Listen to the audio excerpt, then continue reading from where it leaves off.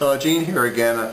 I want to give you sort of a little buyer's guide if you're just starting out with the ukulele and you don't really know what to look for and you don't know much about them. If at all possible, especially for your first one, if you can find it in a music store and go play it. Ukuleles are becoming more popular again. You might have to drive a little bit, call them up, ask what they have. In the popular ranges, entry level and a little bit higher, the Laminate have been a good brand, and I've had those, and they're usually laminated. Solid wood is usually better, but I'm not a snob about it. If it's set up well and not overly braced, laminates sound fine. They're bright, and they can be pretty loud too. They just don't get better with age, and there's no real complexity to the tone. You wouldn't call it rich and warm, but perfectly fine. These are Kalas that I have here. Kala? Is that me, Kala? And they're also, they also start in the same entry level, all laminated woods as the Laminate. But they are being a little bit more aggressive. They have some finer instruments where you get a solid top or a completely solid wood. They're using a lot of different woods besides just mahogany and rosewood. They use lace wood, and this is an acacia wood, Kala. So that's another brand you want to look for. Ohana is another one that has some very affordable and very nice ukuleles. Now the Ohanas you want to watch, they use friction tuners. I'm not personally a big fan of friction tuners, but that's the traditional way. Just have to tune it up. My dog has fleas in the store, and play hard and see if it holds decently for you, and that you can get around the friction tuner. The other alternative, of course, is the geared tuner, like on a guitar. They hold very well. Okay, so you're there at the music store. Let's look at some things to look at here, okay? First of all,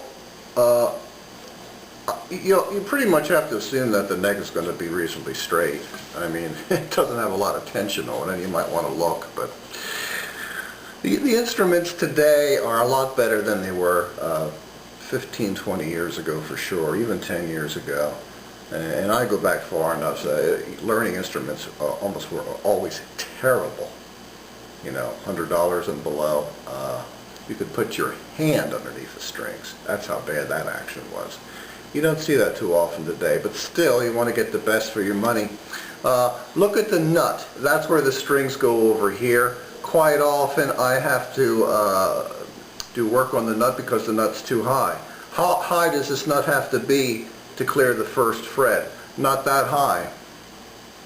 How high is the string from the second fret when you play on the first string? Look at it. Not high at all. So why then are many of these ukuleles have a nut where you can put a nickel underneath here between the string and the first fret? Shouldn't be that way. It makes it hard to play. You're squeezing and pushing, you know, especially down here, but it really affects the whole, the strings from the fingerboard. If you find one that's high and you like everything else about it, you can always say, I'll buy this, but I want this nut worked on so that it's not so high. And if they want to sell it, and you have to assume that, you know, it's anybody who services guitars can do this kind of work. Best left up to a professional. Now you can say the same with the saddle. I've had to do saddle work too, where you get the nut where you want it, and it's still, you know, it could be up here. It could be up here. It could be. I bought a all solid wood instrument through the internet. All solid wood, had good name. The strings were this high off the fingerboard when I got it. I sent it back. I mean, I lost confidence in the brand. So don't think that just paying more money is going to necessarily get you a real slick playing instrument. That might need some work too. The bridge is important because that's the contact point here. It transmits the vibrations through the saddle and the bridge to the top.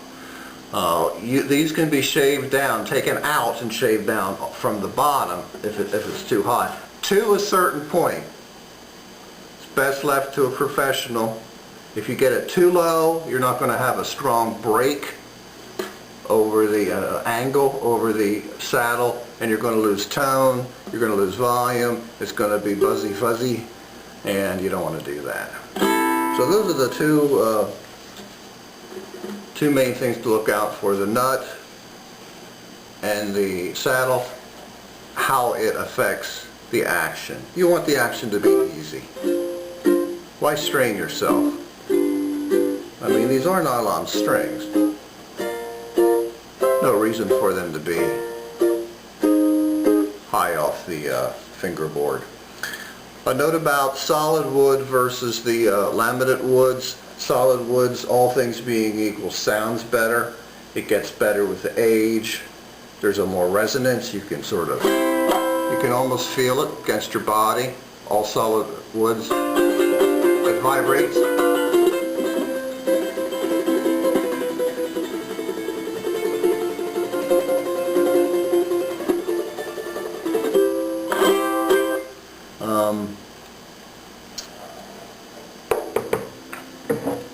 This is laminated with a solid top. That would be like one step up from fully laminated if your top is solid like this is. And this has a pretty good sound too for a little soprano here. If you're going to buy an all solid wood, you want to make sure that this is left in an environment in your home that's not going to cause it to crack.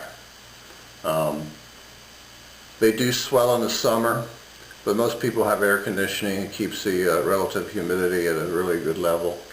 But in the winter, if you have no humidifier, especially a whole house or in the room to room, when it gets really cold, your house could be like the Sahara Desert as far as dryness goes. You get like static shocks and things.